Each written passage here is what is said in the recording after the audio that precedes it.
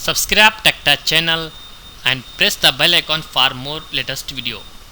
Hi friends, welcome to TechTouch channel. Today I am going to show you in this video how to enable or display full file path in title bar in Windows 10 PC. So before we start the video, please subscribe my channel for more latest video. First of all, open your file explorer or this PC. Then click on view. Then click on option. Then click on change folder and search option. Then select view. You can see here display the full path in title bar. If you are uncheck or disable this option, you should enable or check this option. Then click on apply. Then click on OK.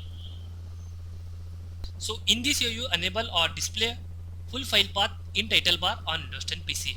Thanks for watching friends. Hope like this video. If you like this video, please like, share and don't forget to subscribe my channel.